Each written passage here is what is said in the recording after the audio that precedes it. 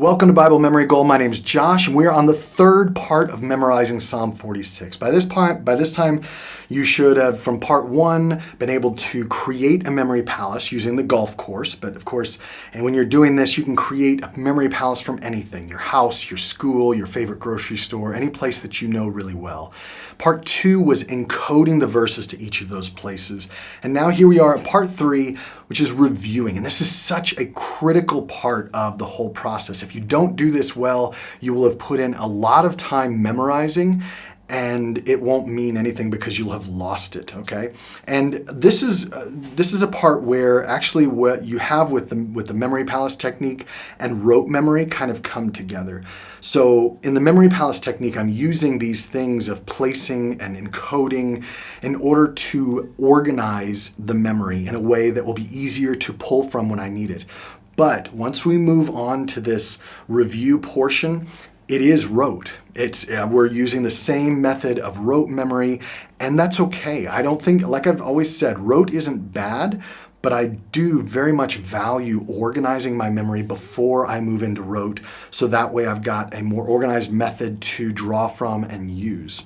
So I've already done a whole video on reviewing, which I highly recommend you look at that, because that's going to give you a lot of different methods for reviewing, a lot of different ways that other people have done it. People have actually scanned and printed off the page of their Bible where, let's say, Psalm 46 is, and they'll carry that around in their pocket and then use that as their rote memory, or as their memory trigger, so they can look at it and know where it is.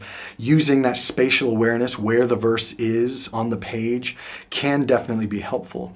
So for me, I like to use, because I've done the memory method, the memory palace method, when I'm just driving on the road and I am going through my story again and seeing where holes might be in my story. Where am I forgetting words that are incorrect or just blank spaces in my memory?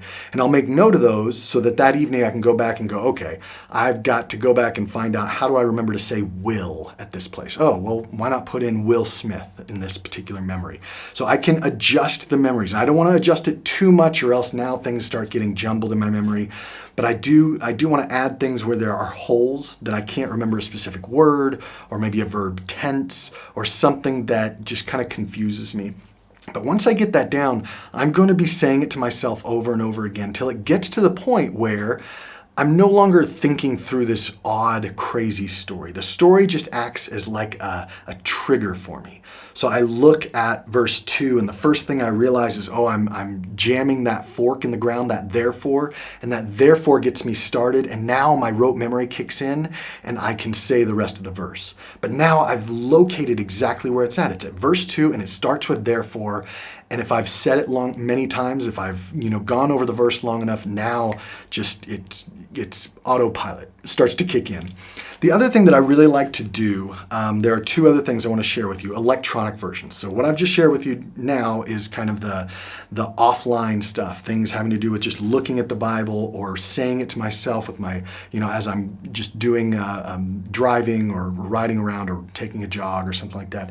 The other thing I do is I actually open up the recording, the voice audio recording app on my phone. We all have it on our phone, and then I record myself saying the verse. So I'll play a little bit of it here for you. God is our refuge and strength, an ever-present help in trouble. All right, so I am just saying it at a leisurely pace, the way that I would say it with my own voice inflections.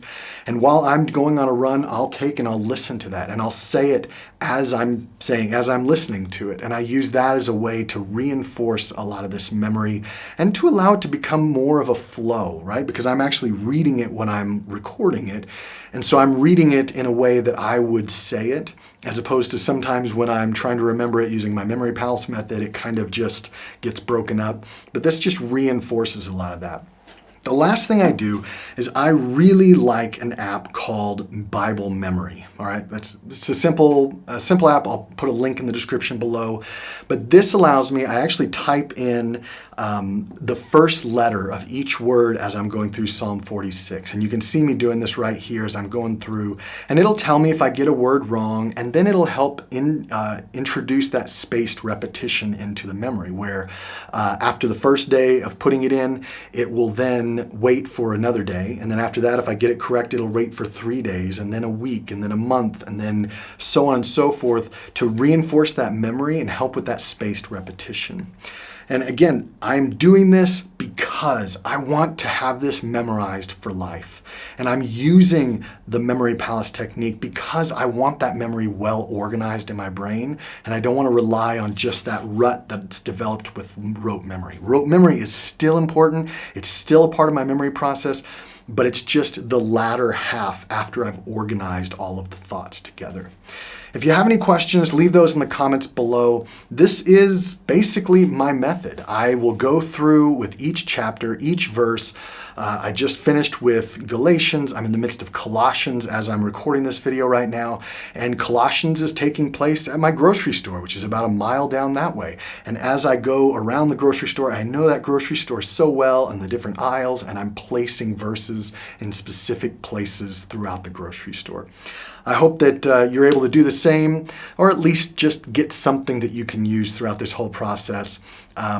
Whatever you decide, I just encourage you to keep memorizing. Don't be discouraged. Have fun with it and make it something that you're excited to do, doing whatever method floats your boat. Thanks so much, and God bless.